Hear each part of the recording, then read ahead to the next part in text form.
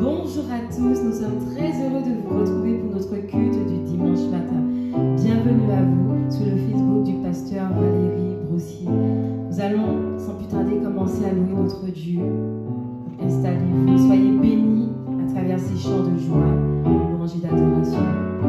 Tu n'es pas un Dieu créé par des mains humaines, tu n'es pas un Dieu dépendant de nos mains mortelles. Tu n'as pas besoin de tout ce que nous pouvons te donner, tout se fait selon ta volonté. Tu n'es pas un Dieu créé par des mains humaines, tu n'es pas un Dieu dépendant de nos mains mortelles. Tu n'as pas besoin de tout ce que nous pouvons te donner, tout se fait selon ta volonté. Tu es le seul Dieu depuis la nuit des temps, assis sur ton trône. Tu es le seul Dieu dans les bons comme dans les mauvais temps. Tu es sur ton trône, tu es le seul Dieu.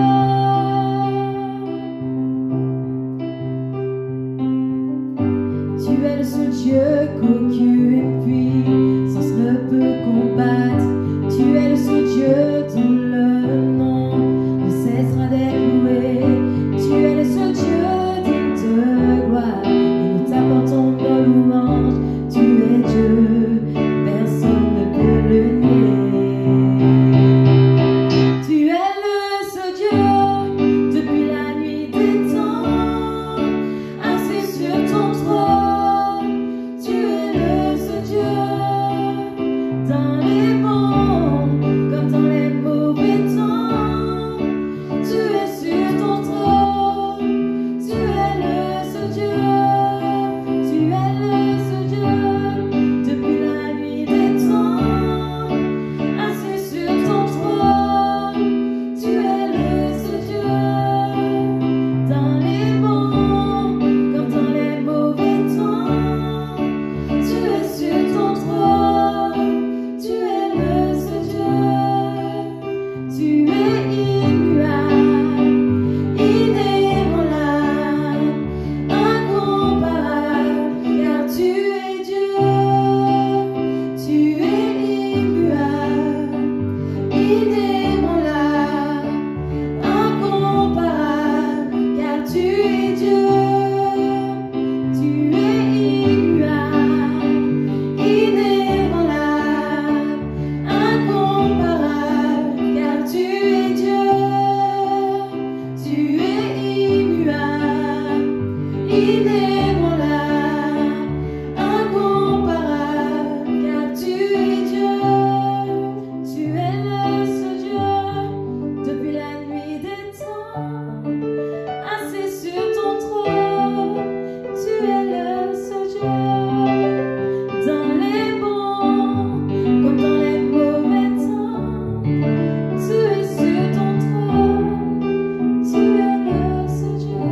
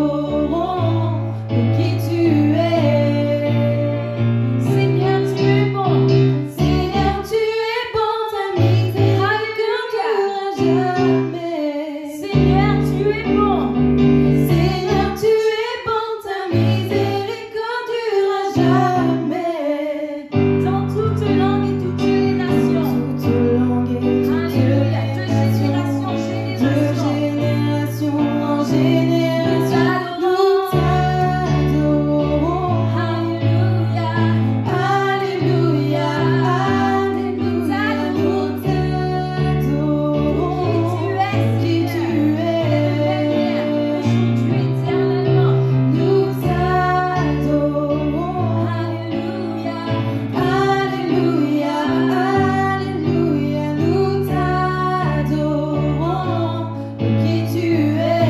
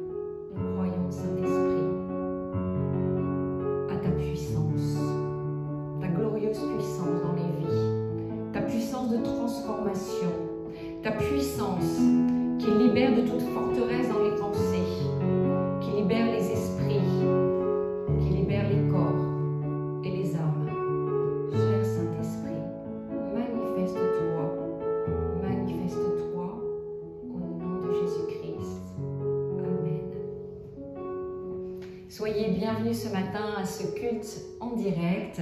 Je voudrais partager ce matin, et je crois que la période est tout à fait propice pour cela, je voudrais partager à propos des mauvaises influences que nous pouvons avoir, des influences que nous pouvons entretenir, que ce soit consciemment ou inconsciemment, avec l'esprit de mort.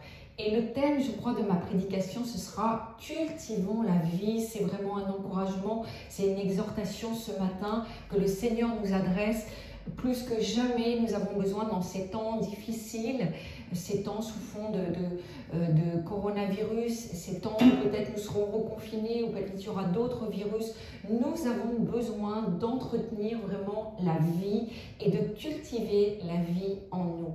Alors je voudrais que nous puissions parler de David. Et à travers David et à travers particulièrement le psaume 143, le verset 3, nous allons retenir un enseignement que David nous a donné, qui est si important. David, c'était un homme de guerre. Il était habitué à la guerre, il était habitué au combat. Et à un moment donné, on voit dans sa vie qu'il a été assailli par l'esprit de mort. Et chose merveilleuse, il en a triomphé. Et aujourd'hui, il ouvre pour nous une voie quand nous pouvons être influencés, attaqués par l'esprit de mort, ce qui peut arriver, bien entendu, même quand nous sommes chrétiens. Et c'est toujours préférable de connaître son ennemi, de connaître la stratégie, les tactiques de l'ennemi, parce qu'une fois que nous connaissons, nous savons comment il va procéder, comment il va essayer de procéder en nous. Du coup, nous pouvons le stopper assez rapidement. Donc, il faut absolument connaître notre adversaire, comment il fait, comment il peut nous influencer, parce que nous savons, nous n'ignorons pas ses desseins qui sont de nous détruire, de nous tourmenter et de voler toutes les bénédictions que Dieu, lui, désire nous donner. Donc, je voudrais lire avec vous le psaume 143 et le verset 3. Il y a donc, nous voyons le processus qui est en 4 parties et j'expliquerai bien chacune des parties pour voir comment l'adversaire, comment le diable s'y prend, en tout cas comment il essaye avec chacun d'entre nous. Psaume donc 143 au verset 3. L'ennemi poursuit mon âme. Ça c'est la première chose. Ça c'est vraiment ce que le diable cherche à faire, c'est à poursuivre sans arrêt nos âmes. Nous verrons comment et pourquoi. 2. Il fout à terre ma vie. 3. Il me fait habiter dans les ténèbres. 4. Comme ceux qui sont morts depuis longtemps. La première chose, c'est que l'ennemi va toujours essayer de poursuivre notre âme. Le diable ne peut pas de lui-même nous ôter la vie. Nous savons que c'est Dieu qui est au contrôle de la vie, c'est Dieu qui nous donne la vie et c'est Dieu qui ôte la vie, en tous les cas, c'est lui-même qui va mettre un terme à la vie de quelqu'un quand, à un moment donné, quand c'est son heure. Ça, c'est Dieu est au contrôle de nos vies, de l'instant de la vie, l'instant où nous venons au monde et l'instant où nous partons et notre âme, notre esprit rejoignent le Seigneur. Mais il y a, comment dire, nous avons toujours la possibilité, nous, de mettre fin à nos jours et nous pouvons aussi mettre fin au jour de quelqu'un.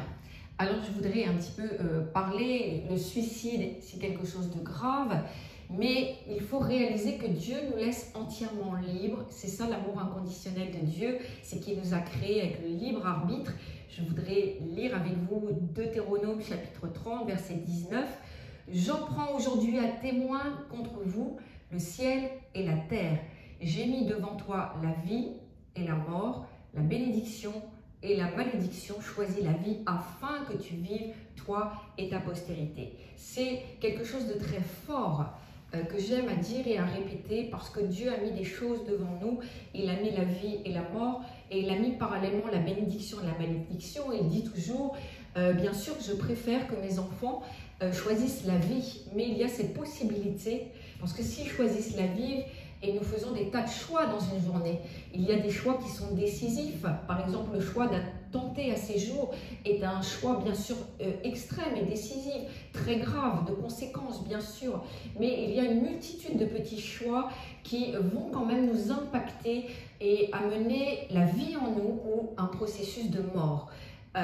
Et donc, Dieu dira, choisis la vie. Et il sait que ce choix-là est mis devant nous. C'est comme, vous diriez, voilà, nous sommes en haut d'une falaise et nous avons la possibilité ou de contempler le magnifique paysage qui est devant nous, vu que nous sommes en altitude, et nous avons aussi la possibilité de nous jeter de la falaise. Et bien sûr, Dieu dit, moi je préfère que tu vives, je préfère que tu profites de toutes les bénédictions, de ce paysage, de la vie, que tu cultives la vie en toi. Mais il y a toujours cette possibilité de, bien sûr, se jeter de la falaise. Et ce n'est pas ce que Dieu souhaite, bien au contraire. Cette liberté que nous avons de pouvoir intenter à notre vie, et ça s'appelle le suicide, c'est très grave dans la mesure où nous mettons bien sûr un arrêt d'une façon prématurée à notre vie, et ça veut dire que notre mort est alors en dehors du plan de Dieu. Il y a également le meurtre qui est encore plus grave, puisque là je porte atteinte à la vie de quelqu'un d'autre, et dès l'instant où il y a suicide ou meurtre, je dirais que la chose vraiment grave, c'est qu'il y a un arrêt du plan de Dieu pour la vie de quelqu'un. C'est-à-dire que la mort de la personne est complètement en dehors de la volonté de Dieu. Nous n'avons pas accompli et nous ne sommes pas dans toute la destinée, les projets de Dieu pour nos vies, ça a avorté prématurément. Et puis il y a l'avortement qui lui est très lourd de conséquences, puisqu'il peut laisser une porte ouverte à un esprit de mort et de meurtre dans la vie de la personne qui l'a pratiqué. Et vous savez qui est davantage sans défense qu'un bébé dans le sein de sa mère. Donc l'échange du mot enfant qui a eu lieu contre celui de fœtus a complètement obscurci la conscience des gens. Nous faisons croire que l'avortement ne serait pas grave puisqu'il ne s'agit pas encore d'un enfant. De façon générale, je crois que la mort prématurée est gaspilleuse de destin. Et c'est ça le plus grave aux yeux de Dieu. C'est que ça gaspille un destin complètement. Ça chamboule un destin, ça arrête précipitamment un destin, ça coupe court à la vie des chrétiens en les empêchant d'atteindre leur destinée, celle qui a été ordonnée par Dieu sur cette terre. Donc il faut savoir que le diable va toujours nous poursuivre et il va essayer de faire en sorte que nous rentrions dans un processus de mort.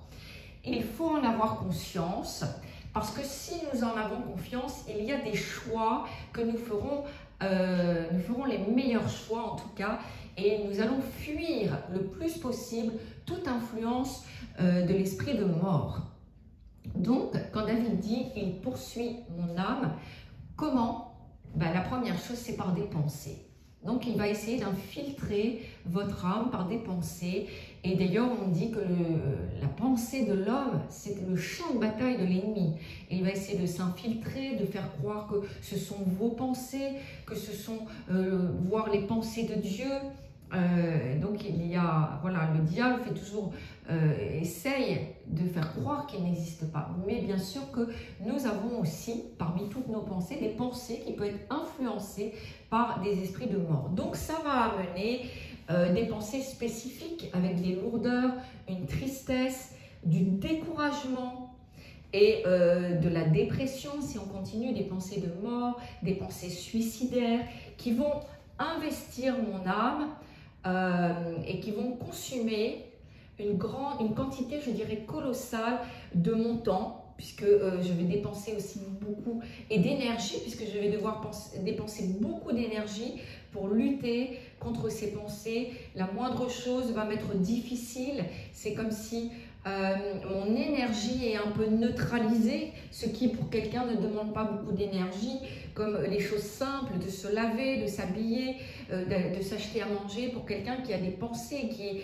envahi de pensées noires, de dépression, ça demande une énergie colossale et du coup on est absolument pas créatif, on est vraiment neutralisé. Et donc si on n'y prend pas garde, si on laisse ces pensées s'installer, et voire même si on les cultive, à ce moment-là ça va devenir une forteresse de pensées qui va occuper l'espace dans nos vies, dans nos pensées, dans notre âme. Ça va occuper tout l'espace qui devrait normalement être occupé par la présence de Dieu.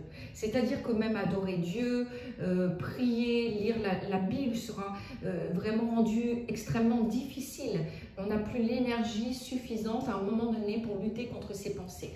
Donc, il faut réaliser que le diable s'y prend, peut-être vous l'avez déjà vécu, mais il s'y prend de cette façon-là avec vous, mais il s'y prend de cette façon-là de façon générale. Il va commencer par infiltrer votre âme par des pensées. Donc Satan, vous l'avez bien compris, il ne peut pas nous ôter la vie, mais il peut influencer nos vies, ça c'est certain, par l'esprit de mort, Et notamment, j'ai relevé certaines choses, notamment par un certain nombre de choses, il va pouvoir nous influencer plus fortement. La première chose, c'est l'ignorance de ce que Christ a fait à la croix. C'est tellement important puisque à la croix, quel que soit l'angle duquel nous considérons la croix, il y a eu un échange extraordinaire à la croix et il a été absolu cet échange. Jésus a été puni afin que nous puissions être pardonnés. Chaque chose est importante. Il a été meurtri afin que nous puissions être guéris. Il a porté nos péchés afin que nous puissions partager sa justice. Il a souffert notre mort afin que nous puissions partager sa vie. Il a été fait malédiction afin que nous recevions la bénédiction, tout l'héritage de bénédiction. Il a enduré notre pauvreté afin que nous recevions l'abondance. Il a porté notre honte afin que nous puissions jouir de sa gloire. Il a supporté le rejet dont nous étions l'objet afin que nous soyons acceptés en lui.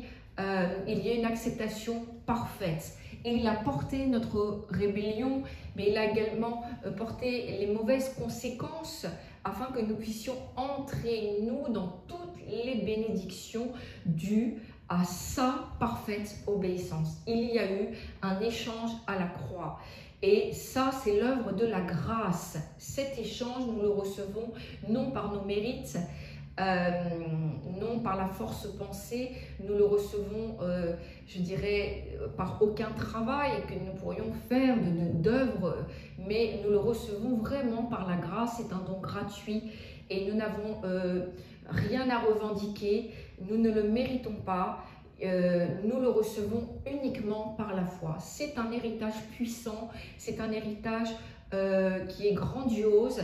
Et à la croix, il y a eu le salut. Et souvent, beaucoup de chrétiens s'arrêtent au niveau du salut. Et alléluia, parce que ça règle notre condition éternelle. Et c'est extraordinaire. Nous savons que si un jour nous quittons cette terre, nous avons la vie éternelle. À l'instant même où nous la quittons, nous avons la vie éternelle. C'est quelque chose de glorieux. Mais l'échange à la croix va beaucoup plus loin que ça. Ce que Jésus a accompli à la croix, il y a le salut, il y a la guérison, il y a la délivrance, et il y a tout cet héritage merveilleux de bénédiction. Nous devons aller plus loin que le salut. Donc, il faut connaître ce qui s'est passé à la croix. Et si je ne connais pas cela, bien sûr, je ne vais pas rechercher la guérison, je ne vais pas chercher la délivrance, je ne vais pas cultiver la vie du Saint-Esprit en moi. Donc, c'est important de ne pas s'arrêter uniquement au salut qui est déjà très important. Et de loin le plus important, mais il faut aussi voir que ça ne règle pas notre condition sur terre. Et sur terre, nous avons la guérison, nous avons la délivrance, nous avons la bénédiction, nous ne sommes pas dans la pauvreté, etc. Et nous ne sommes plus dans nous ne sommes pas dans la malédiction, nous sommes réellement dans la bénédiction. Deuxième chose, c'est l'ignorance de notre autorité en tant que croyants qui fait que nous sommes influencés encore par la mort bien trop souvent. Vous savez, Dieu s'attend à ce que nous ayons des prières offensives. Ce n'est pas simplement pour les ministères, ce n'est pas simplement pour les pasteurs, ce n'est pas pour les leaders, c'est pour chaque chrétien. Dieu s'attend à ce que nous soyons offensifs dans la prière, déjà chacun pour nous, pour nos propres vies, pour détruire la puissance du diable. Beaucoup de personnes essaient de se servir de l'autorité du croyant, ils essayent, ils en entendent parler. Et quand les circonstances ne changent pas instantanément, ils se découragent et ils retournent à la raison des sens, ce qu'ils ressentent, ce qu'ils voient, etc. Et ils se mettent à parler à ce moment-là avec incrédulité et ils se font vaincre. Ils cèdent à ce moment-là leur autorité au diable. Je voudrais lire avec vous dans Marc chapitre 16, au verset 15 à 17. Voilà ce qui est écrit. Donc Marc 16, au verset 15 à 17. Jésus nous donne un ordre. Allez par tout le monde et prêchez l'évangile à toute la création. Celui qui croira et qui sera baptisé sera sauvé, mais celui qui ne croira pas sera condamné. Voici les signes qui accompagneront ceux qui auront cru. En mon nom, ils chasseront les démons. Ils parleront de nouvelles langues, etc. je ne vais pas aller plus loin. Ce que je voudrais, c'est que vous dire que le premier signe qui accompagne n'importe quel croyant, c'est en mon nom, ils chasseront les démons. C'est vraiment chaque croyant, c'est l'autorité du croyant. Jésus dit tout simplement que les croyants auront autorité sur le diable, ils briseront le pouvoir du diable dans leur propre vie et également dans la vie de leurs proches et dans la vie de leur famille. Nous devons aussi prendre autorité sur le diable dans nos familles et tout ce qu'il a volé, tout ce qu'il a détruit, tout ce qu'il a amené à la rupture. Hein, vous voyez? Donc, ils seront délivrés de l'ennemi parce qu'ils imposeront leur autorité sur lui. Voilà ce que ce verset veut dire. Donc, ils chasseront les démons, ils parleront de nouvelles langues, ils imposeront les mains aux malades, les malades seront guéris. Donc, il ne faut pas prier pour que Dieu impose les mains aux malades.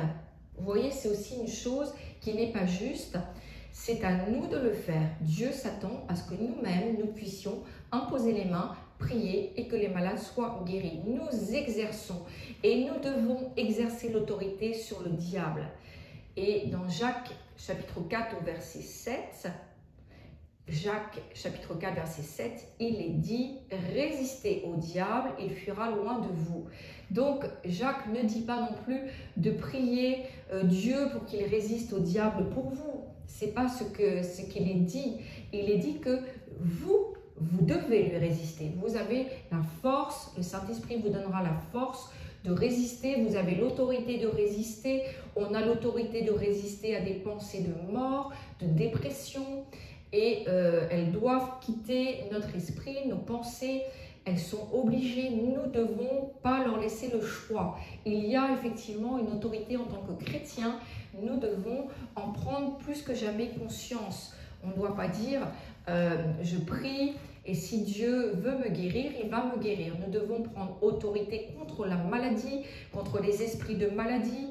Nous devons vraiment nous lever et faire ce que je disais tout à l'heure, des prières absolument offensives.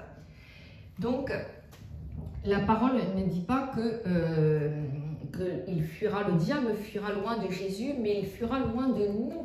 C'est important, l'autorité est à nous. L'autorité nous est conférée dès l'instant où vous êtes croyant, dès l'instant où vous avez accepté Jésus comme votre Seigneur et Sauveur. L'autorité est sur vous, il faut l'exercer, elle vous appartient, que vous le sentiez ou non, mais il faut l'exercer. Vous allez vous apercevoir en l'exerçant que l'autorité est là. Il va falloir la faire grandir votre foi, en exerçant de plus en plus l'autorité. Donc ne vous laissez pas influencer dès que vous sentez qu'une pensée comme ça vient, vous vous levez, vous prenez autorité à haute voix, vous chassez l'esprit de mort, la pensée de mort, de suicide, de dépression, de découragement, et elle fuira loin de vous. Il y a autre chose aussi qui fait que nous pouvons encore cultiver la mort au lieu de cultiver la vie, c'est la passivité. Nous sommes parfois passifs et le statut de victime, la victimisation, je dis souvent que c'est diabolique du reste, parce que nous sommes loin d'être des victimes et il faut arrêter de croire que tout ce qui arrive de mauvais est forcément la faute du diable ou que c'est la faute des autres. Je crois qu'à un moment donné, nous devons réaliser, et c'est le verset que j'ai lu tout à l'heure, il y a un choix qui est mis devant nous. Le choix n'est pas mis devant notre conjoint, le choix n'est pas mis devant notre famille. Non, le choix, il nous est présenté à nous. Chaque jour, nous avons une multitude de choix. Nous avons le choix de manger des choses équilibrées, le choix de manger, de boire modérément. Nous avons vraiment tellement de choix qui vont amener à cultiver la vie et la vie du Saint-Esprit, ou au contraire à nous amener la mort, y compris dans notre corps. Ça peut être spirituel à travers des mauvais choix. Je vais voir des occultes, etc. Donc vous voyez, c'est une multitude de choix avec des grands choix, mais également des petits choix qui au final vont peser lourd quand même dans la balance. Donc le statut de victime, il faut refuser cela. La victimisation, c'est toujours le diable me persécute, c'est la faute des autres, etc. Nous croyons et nous devons croire que nous sommes en train d'écrire notre avenir chaque jour à travers nos propres choix. Et nous devons cultiver la remise en question. Oui, la remise en question est vraiment importante remettons-nous en question régulièrement. Parce que je crois que nous avons beaucoup de choses encore à apprendre. Nous sommes en formation, nous sommes dans une vie de sanctification. Chaque jour, nous apprenons. Et donc, la remise en question a un parfum de vie. Il y a autre chose, c'est les mauvaises habitudes mentales et verbales. Et tout ce qui est négatif, tout ce qui est critique, le mensonge également a le pouvoir d'amener la mort en nous. Il faut le savoir. Vous savez, vous pouvez une fois comme ça parler mal, critiquer, être négatif. Mais vous pouvez le dire une fois, 10 fois. Et il y a comme une habitude aussi qu'un chrétien peut prendre. Et c'est une très mauvaise habitude. Ça, je dois dire qu'il faut absolument changer, se remettre en question à un moment donné. Se dire non, je ne peux pas comme ça entretenir la mort parce que la première personne que vous détruisez, c'est vous. Même si vous critiquez les autres, c'est vous que vous allez influencer. Vous allez laisser l'esprit de mort vous influencer, vous tourmenter et vous allez forcément, votre âme va être beaucoup plus tourmentée. Donc après, il faut calmer l'âme. Les personnes peuvent être dans des addictions. Mais en tous les cas, il y a des mauvaises habitudes dont il faut se défaire. Des habitudes mentales, des habitudes verbales, des pensées. Il faut arrêter définitivement de les entretenir. Si c'est une pensée négative, passez-le au filtre de la Bible, au filtre biblique.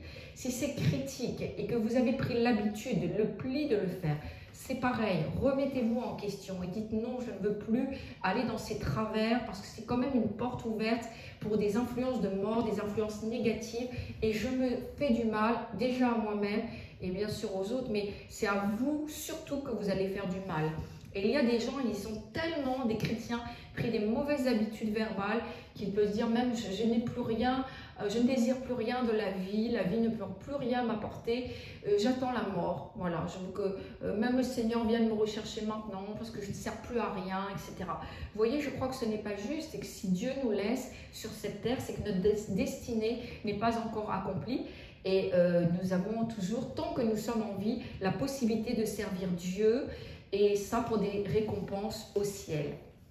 Donc, Satan ne peut pas prendre notre vie à moins que nous lui en donnions l'autorisation. Donc là, effectivement, il peut y avoir des morts, on va dire, prématurées si nous lui donnons l'autorisation. Donc, Satan ne lit pas dans nos pensées, mais il connaît parfaitement la condition humaine. Ça fait très longtemps qu'il l'étudie, il connaît très bien nos familles, il connaît la descendance, etc. Et surtout, il est à l'affût de ce que les personnes disent, et particulièrement des chrétiens qui sont ses ennemis. Donc, s'il vous entend dire « je veux mourir, voilà, j'en ai assez de la vie, je ne suis pas aimé, je suis rejeté, etc. » Forcément, il va amplifier ça et vous allez aller de plus en plus mal. Votre confession ainsi que votre pensée doivent amener la vie, influencer la vie en vous. La vie et la mort sont activées avec ce que nous confessons. Donc prenons l'habitude, même si au début c'est pas naturel, mais prenez l'habitude de proclamer des bonnes choses, de confesser des bonnes choses sur vous, sur vos familles, sur vos amis.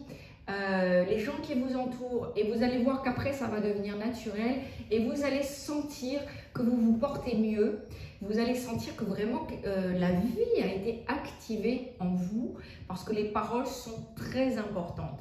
Vos paroles peuvent soit vous garder en vie, soit faire de la place à l'influence d'un esprit de mort. Je voudrais lire quelques versets afin que vous puissiez être convaincus de ces choses. Proverbe 18, 21. La langue a pouvoir de vie et de mort. Ceux qui aiment parler en goûteront les fruits. Voilà, donc quels sont vos propos? Comment vous parlez? Qu'est-ce que vous dites? Je crois qu'il y a même des enfants, des fois, il faut que les parents les reprennent. Il y a des mauvaises expressions, des expressions avec la mort. Et on pense que c'est pas grave, c'est pas important, ce ne sont que des expressions. Mais l'enfant qui les répète, pour qui c'est devenu une habitude, il faut le faire changer. Et alléluia, parce que les enfants changent très facilement d'habitude et ils s'adaptent et se réadaptent. Ce qui est plus difficile parfois aux adultes, mais on peut à tout âge de la vie changer nos habitudes par une remise en question, un petit bilan de conscience en disant voilà comment il faut que je vais pas bien, il faut que j'analyse à un moment donné quelle est ma pensée, quel est le fruit de ma pensée, qu'est-ce que je confesse, etc. Autre verset, Psaume 34, versets 13 à 14. Qui donc aime la vie et désire voir des jours heureux, point d'interrogation. Je crois que nous pouvons tous mettre notre nom, notre prénom, parce que voilà, nous aimons la vie, même s'il y a eu des circonstances qui font que la vie était difficile, mais nous voulons aimer la vie et nous désirons voir des jours heureux. Nous ne sommes pas sur cette terre pour être malheureux, pour être pauvre, pour être malade. Non, absolument pas. Alors, préserve ta langue du mal et tes lèvres des paroles trompeuses. Voilà, il y a cause à effet. Donc, si tu veux vraiment être heureux, te porter bien, vivre un épanouissement sur cette terre, et cultiver la vie en toi, il va falloir réformer peut-être ta façon de penser et de parler. Donc ne sois pas dans la médisance, ne sois pas dans la calomnie. Tu crois que tu détruis les autres, tu crois que en mettant l'accent sur les défauts des autres, tu vas être grandi, mais c'est absolument pas ça qui se passe. Donc la médisance, la calomnie, le mensonge nous font du mal et nous détruisent nous-mêmes. Nous devons vraiment cultiver la vie en premier lieu par nos pensées et la parole de Dieu nous en parle si bien. C'est dans Philippiens chapitre 4 au verset 8. Je vous entraîne ce matin dans la parole de Dieu parce que c'est vraiment une puissance de vie.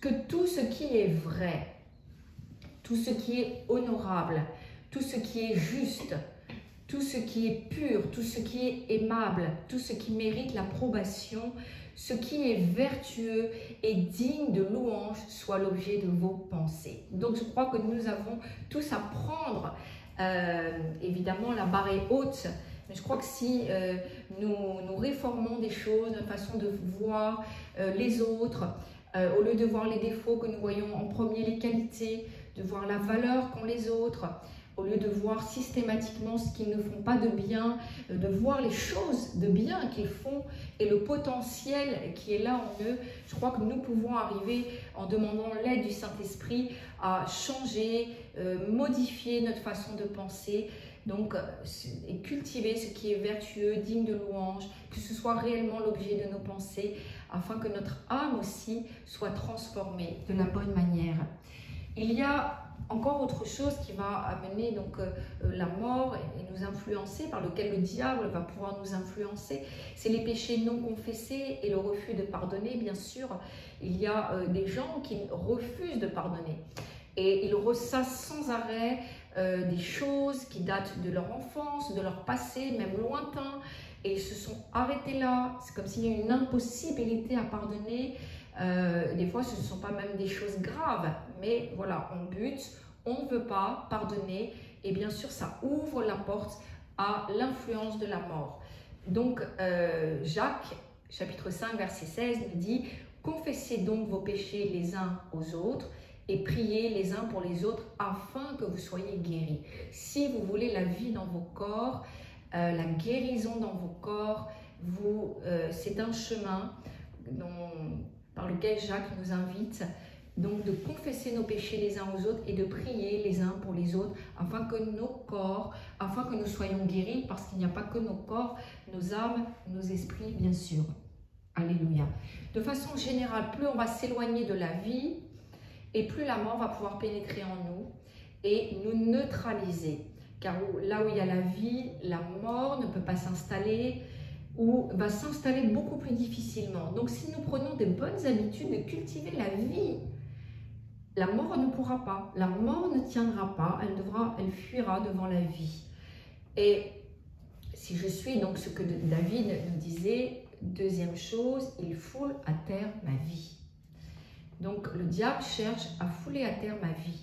Satan, donc, après avoir poursuivi mon âme, c'était la première chose, le premier processus dans lequel il nous entraîne. Il cherche à fouler à terre ma vie, c'est-à-dire qu'il va, à travers des pensées, vous voyez, toutes ces pensées dont j'ai parlé de dépression, de mort, de suicide, il va chercher à m'amener cette fois-ci dans un esprit de dépression et de dépendance pour ensuite m'amener, moi, enfant de Dieu, chrétien, à l'incrédulité, parce que c'est son objectif. Car dès l'instant où je ne vais plus regarder au ciel, parce que je suis à terre, je regarde les choses de la terre, ne voyant plus d'issue possible, n'ayant plus d'espérance, je ne crois même plus en la main providentielle de Dieu. Et donc du coup, à ce moment-là, je perds toute espérance. C'est là que le diable veut m'amener, dans des lendemains meilleurs. Je bute avec quelque chose de terre à terre sur une situation présente dans laquelle je suis extrêmement mal. Et donc, il nous dit que nous ne nous en sortirons jamais et qu'il faut qu'à un moment donné, tout s'arrête. Donc, vous savez, je voudrais dire avec beaucoup de respect qu'il y a même des grands serviteurs de Dieu, des servantes de Dieu, dont la vie s'est arrêtée de façon prématurée parce qu'ils ont accepté la mort. Ils ont à un moment donné même peut-être recherché la mort, parfois à cause de choses qu'ils vivaient et qui étaient difficiles, la trahison, le rejet, l'abandon et d'autres choses encore. Certains ont fini par accepter la maladie qui s'est installée et les a détruits. Et ils ont arrêté de lutter contre la maladie. Vous voyez, on ne doit jamais, le sentiment de fatalité ne doit jamais faire partie de notre vie. Je crois que nous devons toujours lutter. Je vous l'ai lu, j'ai lu les versets avant, mais nous devons, le diable est un adversaire et nous devons donc neutraliser ses projets pour nous, lutter, résister afin qu'il fuit. Donc pour arriver à cela, le diable, il va se servir des circonstances de nos vies. Vous voyez, s'il y a des failles dans nos vies, et je crois qu'avant d'arriver au Seigneur et depuis l'enfance, il y a forcément eu des failles. Surtout si je n'ai pas rencontré le Seigneur dans les premières, si mes parents n'étaient pas croyants, etc. Donc j'ai été exposée. Et le diable est venu, il a sûrement mis ses griffes dans moi à un moment donné. Il y a eu des failles qui ont permis donc à ces esprits, ces influences de mort de venir pénétrer plus facilement et d'aller jusqu'à polluer mon cœur. Donc des choses, je voudrais vous donner des exemples. Il y a le rejet qui est quelque chose de terrible, du fait qu'on a été rejeté peut-être par les parents, un divorce fait qu'on s'est senti rejeté, peut-être même des paroles qui ont été données, peut-être que vous avez appris qu'on ne vous voulait pas, que votre mère ne vous désirait pas, et qu'il y avait un désir d'avortement, peu importe la source du rejet, mais si particulièrement ça vient de nos parents, c'est violent. Et donc, nous avons dû croire des choses qui étaient des mensonges par rapport à cela. Et ça s'est inscrit dans notre âme. Nous avons pensé que nous n'avions pas forcément de valeur, que nous n'avions rien à faire sur cette terre. Bref, on s'est construit avec le rejet. Et ça, je dirais que c'est quelque chose qui blesse énormément. Ce sont comme des flèches empoisonnées qui sont stockées dans notre âme. Mais Dieu désire venir dans ces failles, nous restaurer, nous guérir, nous délivrer. Donc de façon générale, toutes les blessures de la vie, en particulier tout ce qui est le plus violent, peut-être ce sont les formes d'abus physiques, psychologiques, mentales, émotionnelles et spirituelles aussi. Donc ça a apporté des coups mortels, des coups extrêmement violents sur nos vies. Mais même s'il y a eu la mort à certains endroits dans nos vies, à certains moments dans nos vies, il y a quelque chose d'extraordinaire. C'est que à tout moment, Dieu veut insuffler dans tous ces lieux déserts, dans tous ces lieux emmurés de notre vie. Dieu veut insuffler à nouveau la vie. Il ne veut pas que nous restions captifs, quel que soit le domaine, avec des influences de mort qui nous tirent vers le bas. Et il y a donc bien sûr les mauvais contrôles. Si j'ai été contrôlée, le contrôle nous abuse. Donc des contrôles iniques qui ont été forts dans mon enfance. Et il y a également quelque chose sur lequel je vais m'arrêter un peu. Il y a bien sûr les paroles de nos leaders spirituels. Puisque un leader spirituel, on l'écoute. Il y a une autorité qui est très forte. Et donc ils sont en charge de nos âmes. Et un pasteur, un ancien, un leader peut parfois nous décourager, nous blesser, nous dire que voilà, tu n'as aucun appel sur ta vie, tu peux t'asseoir dans les rangs, reste tranquille. Et du coup, ça a pu neutraliser en nous l'espérance de pouvoir un jour servir Dieu.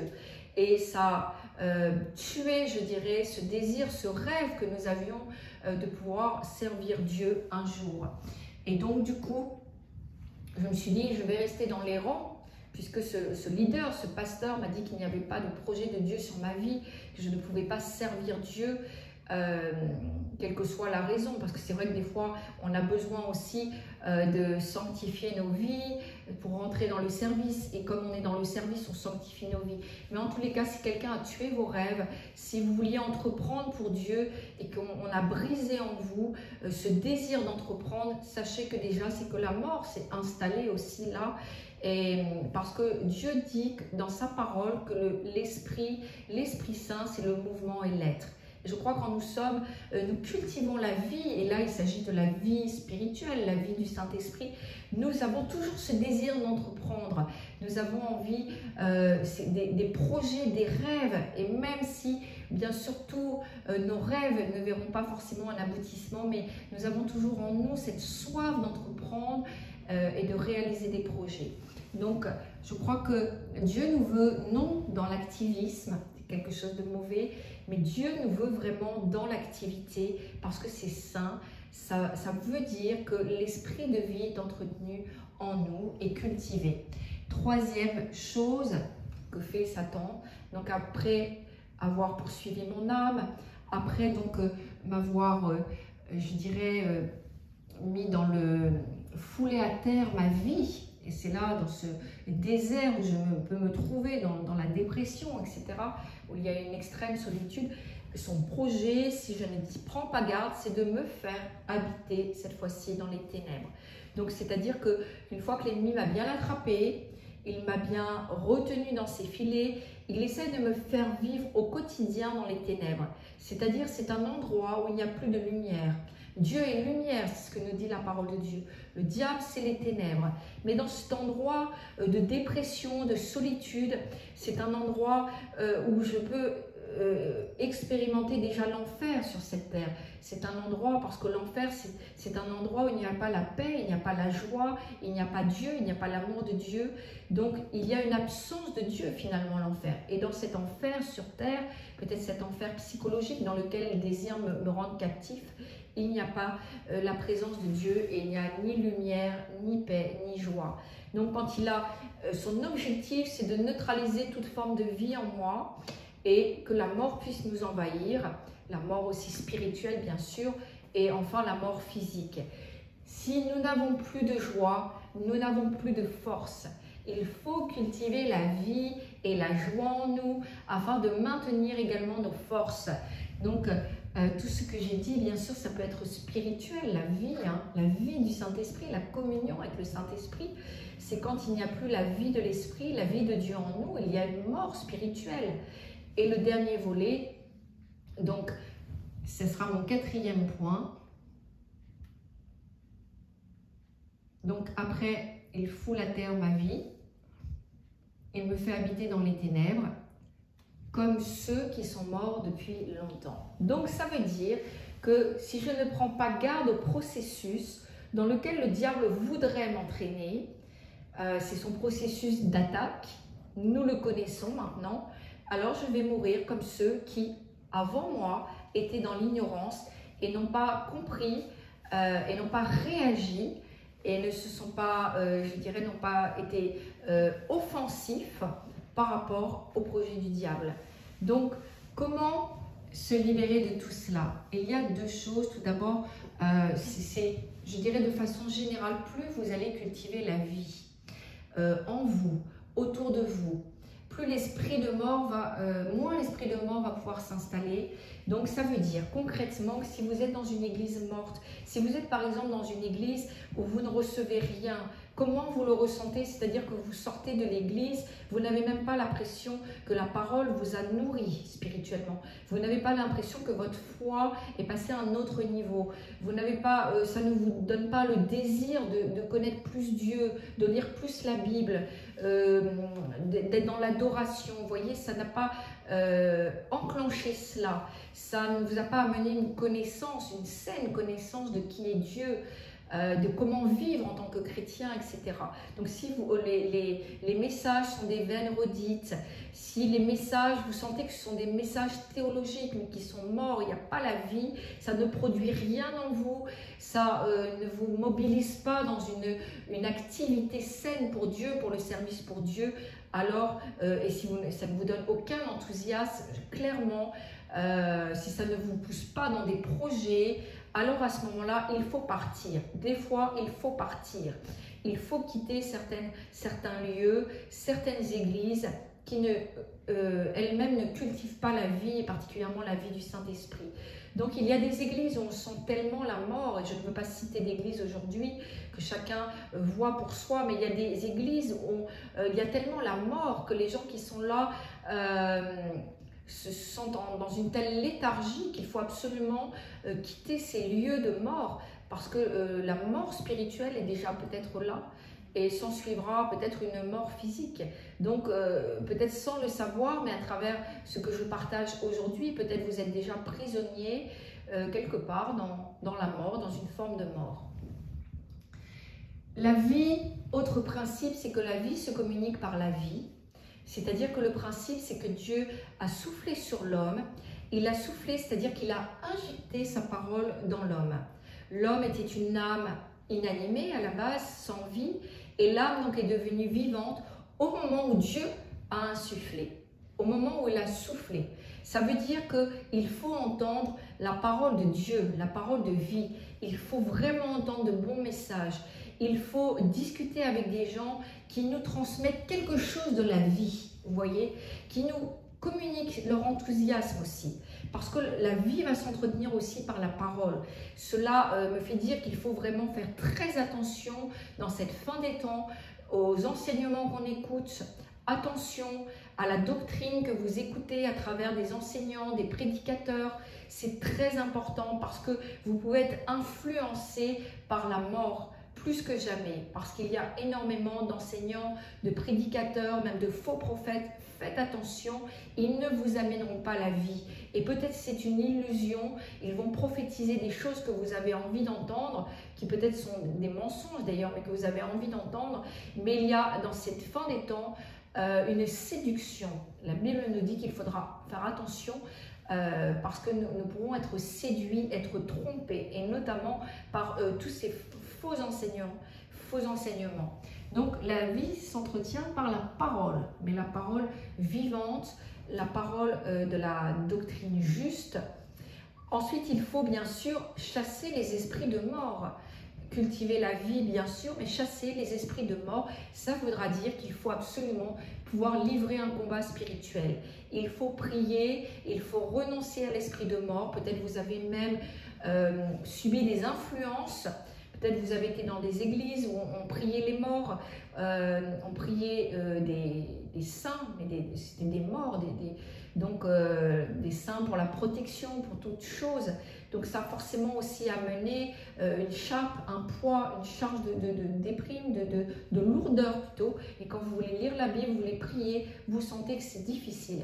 Donc il faut vraiment renoncer à cela, à l'esprit de mort, s'en libérer, parce que le Seigneur ne va pas le faire à notre place, mais il va le faire avec nous. Et il va vous accorder sa grâce et il va vous accorder son esprit qui est un esprit de puissance. Ainsi, quand nous grandissons dans l'autorité qui est la nôtre en tant que personne, nous ne serons plus jamais des victimes. Et si nous renonçons à l'esprit de mort, nous n'aurons plus la même vulnérabilité ni le même regard sur elle. Elle ne pourra plus nous influencer comme avant de la même façon. Il faut renoncer à toute alliance faite avec la souffrance, particulièrement la souffrance inutile. Il y a des souffrances qui sont inutiles. Il y a des souffrances dans lesquelles le diable a pu nous maintenir, mais qui sont inutiles. Ça fait partie de notre marche dans la délivrance, dans la sanctification. Et il y a des souffrances inutiles qui doivent s'arrêter. Et bien sûr, il y a les souffrances quand nous servons le Seigneur, les souffrances pour le ministère qui sont différentes. Mais renoncer à la souffrance inutile et à la mort. Il faut se réconcilier avec la vie et passer, je dirais, de la survie à la vie. Croyez que votre prière est puissante, c'est le cas. Elle fonctionne, la prière, et elle fonctionne à merveille. C'est un instrument majeur pour faire respecter l'autorité divine sur les questions de la vie pour vous, en vous. La prière elle a pour rôle de vous maintenir connecté avec Dieu et de bénéficier des ressources du ciel afin de posséder pleinement toutes nos promesses selon la parole de Dieu. La prière possède la force.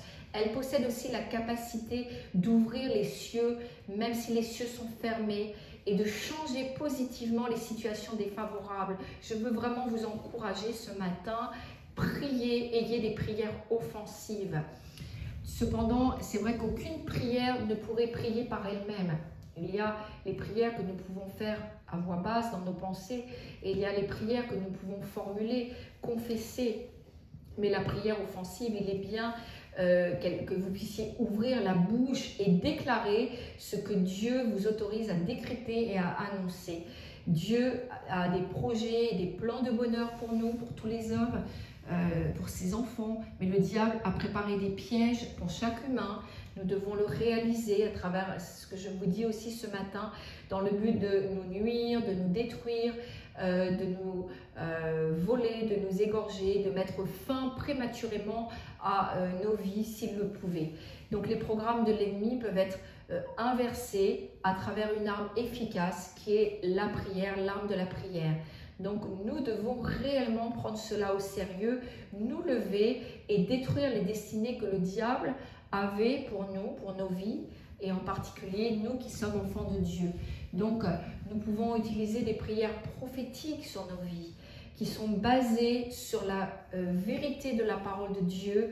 Ainsi, nous pourrons conserver toute la victoire et nous pouvons aussi rentrer déjà dans la victoire que Jésus-Christ a gagnée pour nous à la croix du Calvaire, et afin de vivre pleinement les projets de bonheur que Dieu tient en réserve pour vous, pour chacun de ses enfants. Donc je voudrais vous inviter à faire une prière. Si cet enseignement vous a touché, si vous vous dites oui, il y a peut-être encore des influences autour de moi, des choses qui amènent des fois de la lourdeur, de la tristesse, etc. Je crois que nous devons faire attention, comme David a pu le dire. Voilà, il a vaincu ces choses, mais nous devons nous en garder. Des moments quand nous pouvons être un petit peu plus faibles, dans un état de faiblesse, faire attention puisque l'adversaire rôde. Je voudrais que vous entraîniez ce matin dans une prière. Si nous pouvons, voilà, quelques instants, fermer les yeux et nous concentrer sur la prière. Alléluia. Et je vais vous inviter à faire avec moi cette prière, puisque vous avez bien compris que c'est la confession, le renoncement, la proclamation prophétique sur vous, sur vos vies, qui va vraiment faire fuir l'ennemi, faire fuir les influences de mort. Alléluia. Père, je viens devant toi avec mes frères et sœurs et amis ce matin pour proclamer la libération de l'esprit de mort sur ma vie. Par le pouvoir et l'autorité qui me viennent du Seigneur Jésus-Christ, je renonce à l'esprit de mort et à tous les esprits qui lui sont associés. Je déclare donc nul et non avenu tout compromis, fausse paix et traité avec ces esprits. À l'avenir, je ne négocierai plus jamais avec mon ennemi. Je renonce à toute identification, toute activité, toute préoccupation liée à des pensées suicidaires, à des pensées de mort, maladie, désespoir, dépression, isolement, abandon, passivité, amertume, peur, rejet, violence, racisme, sorcellerie, diagnostic de mort imminente. Éloigne-les, Seigneur, comme l'Est de l'Ouest. Éloigne-les de ma vie. Je les neutralise au nom de Jésus-Christ. Je tranche avec l'épée de l'esprit de vérité tout attachement avec des esprits héréditaires, en remontant jusqu'à la 10e génération.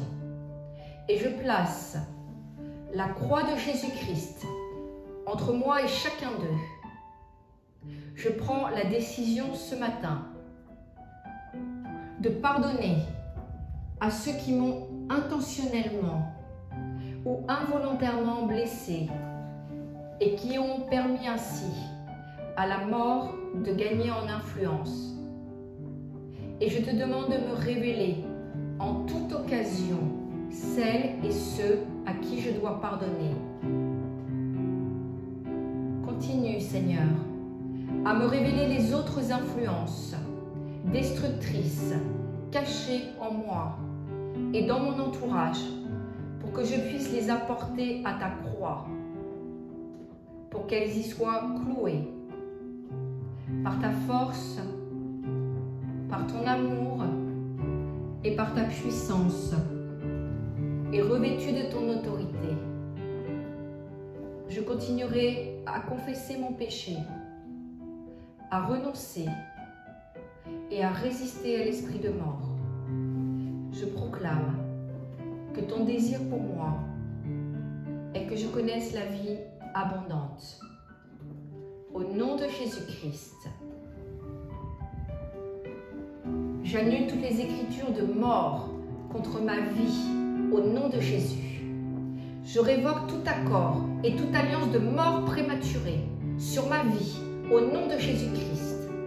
Je supprime mon nom de la liste des destins nommés à mourir subitement au nom de Jésus-Christ. Tout pouvoir qui poursuit ma vie pour le mal échoue lamentablement au nom de Jésus-Christ. Tous les événements qui conduisent à la mort prématurée ne m'arriveront jamais au nom de Jésus-Christ. J'annule tous les arrangements pervers visant à me tuer avant mon temps. Ils ne fonctionneront pas. Je les déconnecte, je les annule et je les neutralise au nom puissant de Jésus-Christ. Toute racine et toute semence d'affliction dans mon corps ou dans mon âme, j'ordonne que ce soit déraciné au nom de Jésus-Christ. Maintenant, je déracine cela au nom de Jésus-Christ. Agent de la mort prématurée, assigné à gaspiller ma vie, soit au nom de Jésus-Christ détruit. Mon corps, je commande à mon corps entend la parole de l'Éternel ce matin et je t'ordonne de rejeter toute offre de maladie, toute infection, toute affliction au nom de Jésus-Christ. Je mets un arrêt à toutes ces choses. Seigneur, je choisis maintenant de saisir la plénitude de la vie, celle que tu me proposes. Je te loue et je te remercie pour la libération que tu m'as accordée ce matin. Sois honoré, Père. Tu es l'esprit de vie, tu es lumière. Et en toi, il n'y a pas de ténèbres. Et je prie afin que dans chaque ténèbre, dans chaque domaine où il pourrait y avoir encore des zones, où il y a encore des ténèbres, je prie que tu mettes ta lumière de vie, ta guérison, ta libération. Seigneur,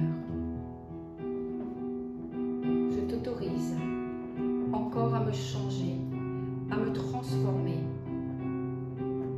afin que je puisse avoir un témoignage pour ta seule gloire. Au nom de Jésus-Christ. Amen. Voilà, soyez vraiment bénis. Je sais que ce que j'ai apporté ce matin va vous encourager. Vous pouvez liker, vous pouvez partager, vous abonner aussi à mon Facebook et à mon YouTube. Voilà, donc je crois que beaucoup de personnes ont besoin d'entendre ce message, cet enseignement. Donc pensez aussi que ça peut libérer quelqu'un. À très bientôt, soyez bénis et je vous quitte sur un chant.